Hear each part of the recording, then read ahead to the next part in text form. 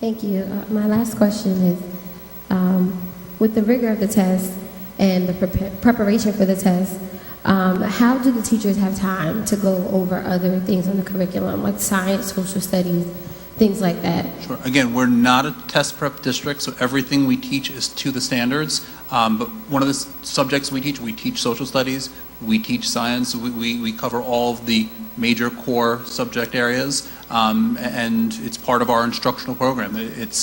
We have required minutes for each subject, and teachers plan their lessons accordingly. Our administrative staff monitors those lessons and observes staff, and we make it a priority to ensure that we're addressing all subject areas. Thank you. But I will sit here and tell you, time is a four-letter word, and it's a premium. And while we thank the teachers and administrators here before, thank them again, because they give of their time. It's intense time, and we don't have enough of it. So thank you for that question, and we try to work with them. We have talented teachers that do make the best use of their time. Good evening. My question is on the format of the test itself. Like, unlike the paper-based, which is more fixed, do you see the Parcc being like a computer-based, like an adaptive in nature, like, as the questions are answered, the difficulty level changes, or is it pretty much fixed? Great question. It is not an adaptive assessment. We do have adaptive programs in district that we use for instructional purposes that really differentiate to help meet the needs of the students, but the Parcc assessment is not an adaptive assessment. So my next question is on the rating itself. Now the NJASC is being used as a benchmark. So do you see the changes as a result of this new format on the school rating system itself? Like the scoring model, I know it's not revealed, but do you see the school rating being rebalanced? I know some districts are placed really high and some have unfair advantage. How do you see that changing with this? Well, I think one of the questions I asked 3 years ago, my big concern, and it's a big part of our strategic planning, equity and excellence, and we have an achievement gap. We have within this district-wide, one particular cohort of students. Every student, there was one non-proficient student in this area of math. But we have achievement gaps. What we are sure, and what the state is providing us with research and good examples, is that the achievement gaps based upon the capacity of students to test and assess will not grow because of the unfair equity in technology. In fact, there's research and there's theories. We'll find out that it will close gaps. But I'm a skeptic on that one. I think equity and access is critical, and so we are trying to give as much equity and access, much of our grant monies to give extra time for these particular opportunities for our students that don't have them at home. Those students and parents that can provide that at home is a wonderful partnership enhancement. But we do have students that don't have that opportunity, so we try to provide extra programming. We do receive grant monies for pre-school and after-school type of programs. It's a great question, and it will be one of our focus, one things that we will be focusing on in our overall work as we look at the data is the equity and excellence piece. Where the cohorts falling, how are our various cohort groups performing on these type of assessments, and see if we can adjust. So it's very important that we get all students taking it, because we recognize there is a challenge there. But thank you. I do want to say something about the enhance or the technology you mentioned, where the test, you were talking about where questions get progressively harder as you answer them. This assessment will not do that. But we have a program, just to give you an idea how wonderful North Brunswick is. 2 of our graduates were hired by the Board of Ed to provide SAT review with a program that they developed, wrote, and patented. They graduated from Rutgers and Princeton from North Brunswick, and they came back and now they're working with our students. But it's just with that kind of software that they wrote, patented, and we're able to learn from this type of assessment, and that's really prepares you for the SAT and ACT. This particular assessment it will not get progressively harder as you answer. So thank you. Hi, my name is Lisa Greco Rogers. I actually don't live in this district, but I pay taxes in this district. So I wanted to clarify. How do you pay taxes in this district? We'll take as much as we can, but I'm just curious. I know, right? Well, actually, I have property here, so I do pay taxes. So I wanted to clarify that because in case there's any questions. And I appreciate you doing this because I wasn't able to attend one in my district. Okay. So I appreciate all of this. But my question is directly to the Department of Education, if they could possibly answer it. I would like to know how much money was given to the North Brunswick district or all the state districts to implement this test from the state itself. How much money was given? You were here for support. You don't have the answer to that. I don't know. Can you? I can't answer it, but I feel it's so critical for me to be transparent with all of you and why I'm here. And I'm sitting over in the corner and you're wondering, who's this woman and why is she here? And I'm here for multiple reasons. One is because I am the chief academic officer at the department, and so my main focus is teaching and learning. I was a teacher and educator for 20 years before I went to the department, and I have 2 children in public schools here in New Jersey, an 18-year-old and an 11-year-old. And so I love hearing from teachers, from parents, what the concerns and questions are so that they can inform my work at the department rather than sitting in an office and saying, oh, here's what we need. So it's really important for me to be here, and I celebrate each of you for being here. This is so late, and you have given such an incredible commitment, and this district is unbelievable. I'm sitting here taking all kinds of notes and questions to take back. And that's a great one for me to take back because that's not my area of expertise and I can't answer it, but I'd be happy to take the question back if somebody else can answer it and get an answer for you. Well, it's my understanding that it's an unfunded mandate, correct? From the state and the federal. I just want clarification that we didn't, it's my understanding, and I might be wrong, that we didn't receive any money from the state of New Jersey. For specific implementation of Parcc? For implementation of Parcc. No, Parcc is, you remember, the Parcc is the assessment, as you know, the New Jersey adopted standards, and the state is guided by federal monies that guide local district with monies, and assessments is required by the federal government, by the state government of local. Right. Yeah, so. Right, and I understand that, Dr. Z, I truly do, and I'm not trying to debate. Okay. My point that I would like to make is that every single district had to come up with their own funding to implement the computer systems, the technology, the bandwidth, everything else, because with the NJASC, it was paper-based. So the amount of money spent by a district was significantly less than what every single taxpayer in North Brunswick, South Brunswick, East Brunswick has to pay. Is that correct? You don't know. Okay. So let me ask this question then. Just wondering, again, Dr. Z, I'm a taxpayer, how much money did North Brunswick have to send to implement?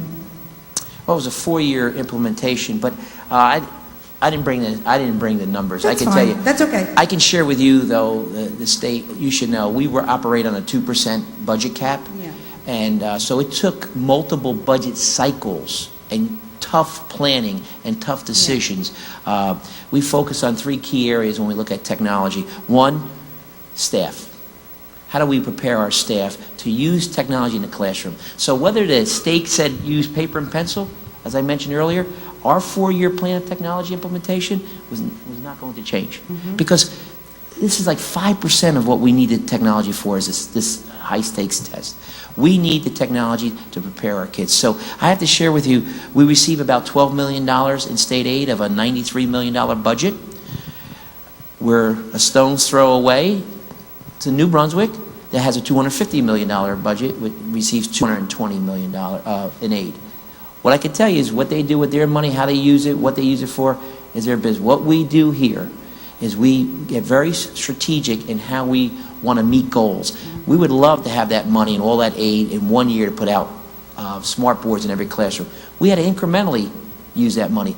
Meanwhile, restoring staff that we lost because of class size, reduction in state aid, frozen budgets, frozen, state went through a tough and difficult time as school district experienced it. So I have to share with you, I can't give you the number because we didn't implement for Parcc. We implemented a technology plan over 4 years, and in excess of at least $5 million, getting our district bandwidth and our switches changed and our mobile devices, which is over a 4-year period. But I could give you the exact amount if I looked at it. Okay. And as Director of Technology and Curriculum and Instruction, I would tell you, if we were not meeting here to talk about Parcc, if we were not administering Parcc, my team would have been advocating and budgeting for the same infrastructure, with the same resources for kids. We didn't buy these devices for the test. We happen to be using them for the test. Okay. And I just have one question about the test itself. Okay. I'm hoping that you can answer, or maybe the Department of Education can. I actually went online and took the test, the Pearson, How'd you do? the math test. I didn't do too well. Okay. You can sign up for remedial, you're a taxpayer here, right? I'm a taxpayer. AM, babe. AM help, we can give you I AM didn't do help. too well. Okay. But here's the question. It has to do with the math section. If I realized that there could be more than one answer, and granted, in math or anything else, I love the fact that we have to teach our children to think differently. That, 2 plus 2 plus 2 can also be, looked at 5 minus 1. Did I do that right? Okay. You're adding, subtracting, you're calculating in a different way so that other people or yourself can figure out the answer maybe differently than another person can. And I'm all for that. However, the test itself is, there were 3 right answers. My question is, when I emailed Pearson, and maybe the department can answer this question, I asked about whether or not the student will be marked wrong if they don't answer all 3 answers, that they'll only answer 2 out of the 3 or 1 of the 3. So will they receive 1 point, 2 points, or 3 points? And when I emailed them, they said, and I quote, "The decision has not been made on scoring." So my concern is, this test is 6 weeks away. How do we know what our kids are expected to score if if it's 6 weeks away? And you may not be, I'm not asking for an answer from you, and I understand the districts have no choice. My question is to the Department of Education. How are we implementing a test when we don't even know what the scores should be? Are we going to throw a dart? No, I think with Pearson, and let me just caution you about calling Pearson to get some answers. Right. Well, no. Understand what happens. There's going to be calibration. There's going to be certain tests that are, certain questions that will be judged statistically not reliable or valid because of the number of kids that may have taken it and scored poor on it. They'll do some statistical analysis. So to give you that exact answer, I wouldn't worry about it. They're going to calibrate against the standards, against everybody else. Mike, did you have to? That would be great, yeah. Here, Mike. Come up here, Mike. And then we're going to go on because we have other people waiting, other taxpayers waiting. Take away from other taxpayers. There's an easy answer. You look at the sample questions. If the choices have boxes in front of them, it indicates there are multiple answers for that question, and it says click on all the ones that are true. Right. And in those samples, it also shows you in the rubric one correct answer, 1 point, 2 correct answers, 2 points, 3 correct answers, 3 points. Oh, it actually shows. Yeah. So It'll while show you the that. districts Wait, know- hold on a second. And then wait for it. This is off the Parcc site. Okay. And the ones that only have a single answer, instead of having little boxes next to the choices, they're circles. Circles indicate there's only one correct answer. Grades 3 through 5, they're told how many. It'll say circle the 3 correct answers out of the 5, and they'll have the little boxes there that way. Above grade 5, there'll be boxes. It'll say, like this one that says, click on all of those that are true, but it doesn't tell you how many. So that's why I failed it. Because I didn't know that boxes meant many and circles meant one. Right. Thank you, Lisa. Thank you, Lisa. My name is Purandar Sharma. Just curious, like when students will be accessing the tests online, will it be coming from our district server or would it be coming from the state servers? Great question. What we have, we'll be using a system called proctor caching. So we're downloading the assessments here locally to ensure that when the students actually go to take the assessment, it's not going out to the main server outside of our district. It's going to be accessed right here. We have the bandwidth and capacity if we were going directly to their servers to successfully administer the test to all of our students. But Pearson has been wise in their planning to allow districts to host the assessments here locally. That way we're using less bandwidth. The next question is, now we are going computer-based, meaning students have to answer questions typing through the keyboard. So are we, like as a district, like teaching students how to, meaning improve their typing skill and all these things? Absolutely. It's part of our standards that we teach to but we are doing this in whole class instruction, providing all students the opportunity to continue to improve their keyboarding skills, but we're also looking at those students that perhaps are not meeting our proficiency targets for keyboarding and providing additional intervention for them. Okay, thank you. And again, those programs are available at home, so if families are concerned that they feel their child could use some additional reinforcement, go to our district website and it's typing agent, and your students could log right in and continue with the instruction at home. Another important part is the average time taking the assessment, and the state got great feedback, really allowed for the disparity in capacity for keyboarding. So there'll be children with the same amount of knowledge will get done faster because they're more proficient in keyboarding. But there's still enough time for those who are moving along. But the question is, will we include keyboarding as part of what we teach? We're going to try to integrate it as they move along the continuum through 3 through 12 and so on.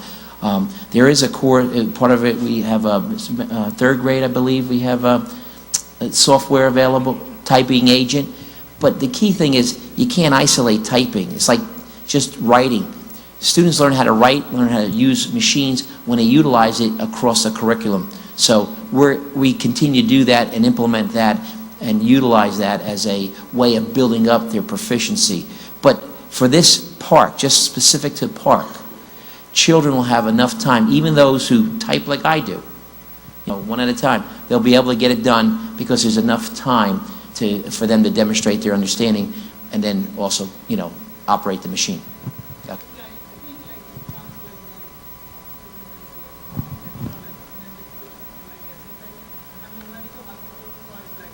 Yeah, it's easier.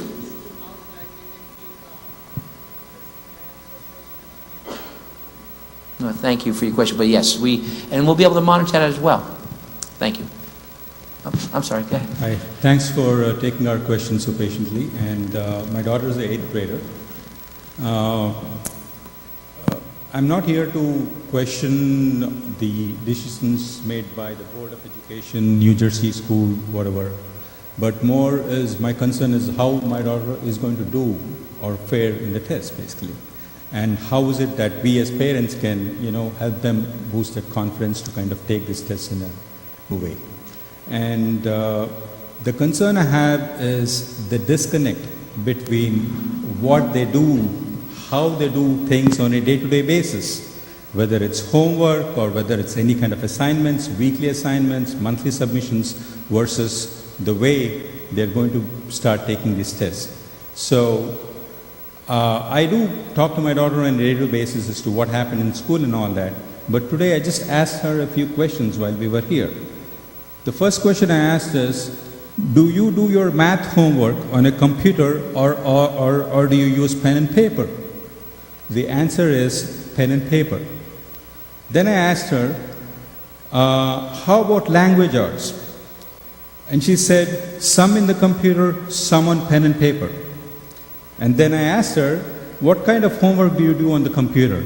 She said, it's some blogs that we get every week that post assignments and I have to complete it.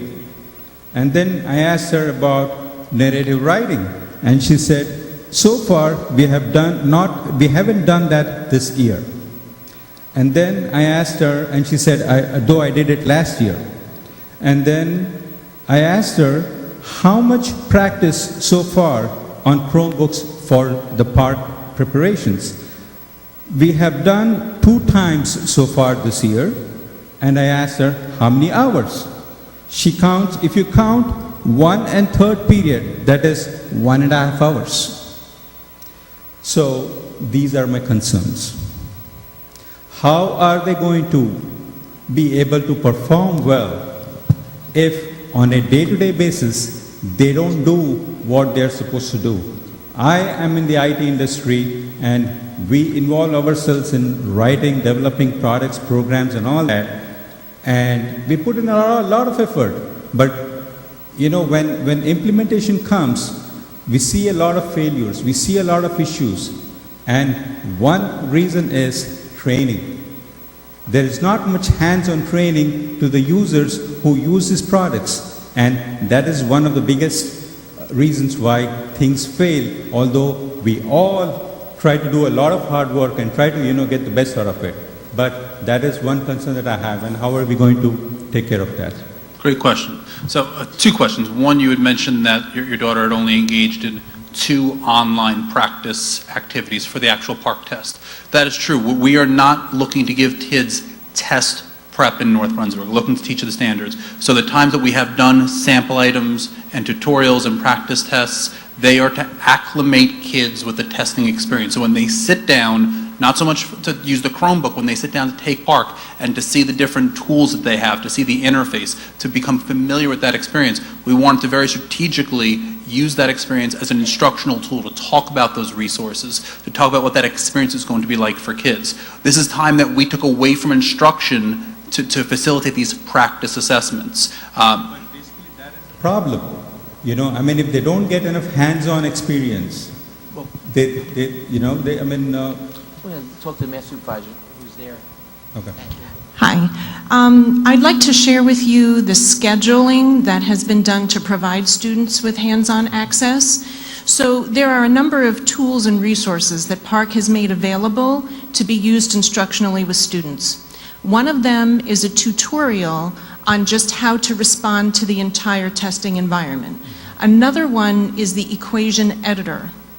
Then there were practice tests and sample tests available for both language arts and math. At Linwood, at the middle school, your daughter's in 8th grade, a schedule was developed, and Ms. Rumbo Morel was involved in that, as well as several other administrators, to ensure that Chromebooks would be rotated or lab shared amongst all the students in the building. And I can share with you that that accounted for 10 instructional periods of 45 minutes apiece, because there were 2 class periods for the sample test, 2 class periods for the practice test, then for language arts, double that for math, plus the equation editor, plus the tutorial. So without teachers going back into labs to use the information instructionally, which additionally occurred, just based on the scheduled time, that would be 450 minutes.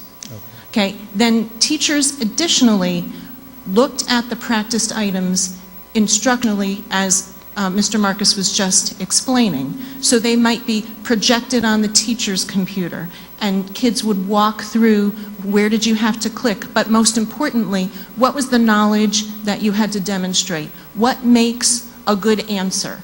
So they walked back through many of those questions to take a look at how to answer successfully, both from the technology standpoint and the content standpoint. So the other concern is like... But I just want to add to that. Right. That was an excellent answer. But we're not meeting, you have to start and implementing and start pre-implementing, training our staff, training our students. So as we said earlier, assessments that's not driving our implementation of technology. Okay. So we're moving to that way. So we're not where you're right, we're not there. And that was just an example. So I don't want to say that's the answer. That's just facts that will hopefully you realize the answer is that we're getting to that part. But I wanted Mr. Marcus to talk about also more. From the instructional standpoint, taking testing out of the consideration, we are incredibly aggressive in the way we're looking to infuse technology throughout the curriculum. We are investing in resources, we're investing in our staff to provide them with the training and the knowledge and the expertise. They need not to use technology for technology's sake, to have it truly become a living, vital part of that classroom. All of our teachers are required to engage in differentiated PD, focusing strictly on instructional technology. So some of our teachers are incredibly passionate and innovative, and some of our teachers need to continue to refine those skills, and we're meeting each teacher at their starting point and challenging them. We have an instructional technology coach that works with our teachers day in, day out to help them implement in the classroom. So like you said, they can be successful in that implementation.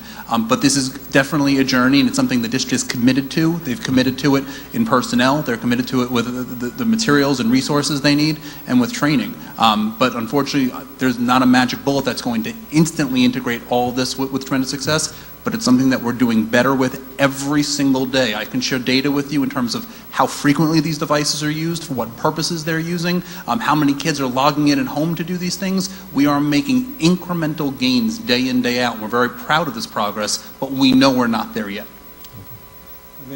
See, the other question I have is like in terms of scoring, you know, when, language arts, writing, at home, they use Microsoft Word. It has a spell check which drives me crazy because I don't want my daughter using spell check because she doesn't know the basic spelling. I'm open to admit it. Some of the very basic spellings which I, not being a master of language, you know, the English language, I know those spellings, but she doesn't know that, which really drives me, you know what, disable the spelling check on your Microsoft Word. Disable it every time I have to keep telling that. Now, when they take the test, there are no spell checks there, right? So how are we going to tackle this situation?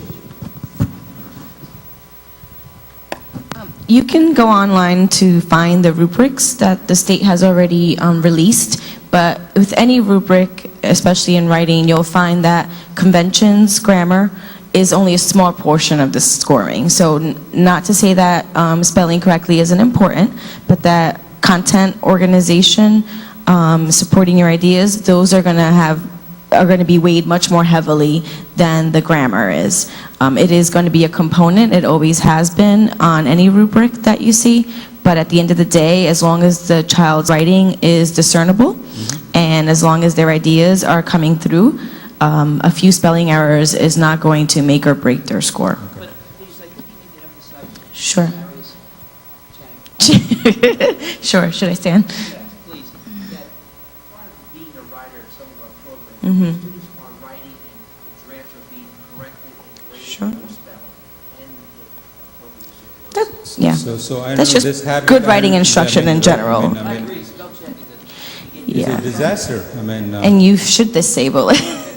But we also hopefully, by 8th grade, we certainly are not teaching spelling specifically, but students can use. But, you know, they use it I and they know. always try to find shortcuts and, you know, Yeah. Yep. And that's exactly what we tell at home, you know.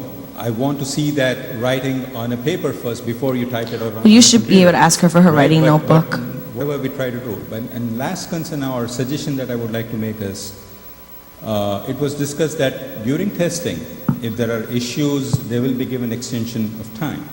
Now, if this extension can be given to the entire class, that would avoid a lot of controversy instead of my kid coming home and saying that she got an extra 10 minutes. I only got 2 minutes. Okay, so we got to make sure, because that's a good question. So we got to talk about extension of time, what we mean by that, and there's a lot Because it's at the discretion, right? So blanket No, 10 but 90 minute minutes extension. will be 90 minutes for everyone. So how does it work, the extension of time? Well, special needs students have accommodations that... No, I'm not talking Okay. about special needs, sorry. I don't mean to, but, you know, it's like regular students. Right. There's recommended time on task where Parcc has decided that it would take an average student X amount of time to successfully complete this. And then there's time and a half built into that for... There is, Parcc builds in what's called estimated time on task. So, for example, where you see English language arts, day 1, literacy analysis, Parcc will say it's 75 minutes. That includes that additional time built in. So what they are saying is estimated time on task for that literary analysis is 50 minutes, but they are building into the script in the time allowed an additional 25 minutes. The entire assessment is blocked at 75 minutes. That already builds in that additional time for the students. And if a specific kid has browser issues or, you know, because it depends from one computer to another. It's never the As I same. mentioned earlier, we're going to do what's right for the students. We want to protect the integrity of the testing environment, but if your child or any child has an issue with the test, we're going to do our best to ensure that child remains calm and that we are able to address the issue swiftly and ensure that child has a secure testing environment and the proper amount of time to complete the test. Right, and I guess a lot of hands-on will greatly reduce their, psychologically they will be much more, confident about, these things happening and then how to face the situations.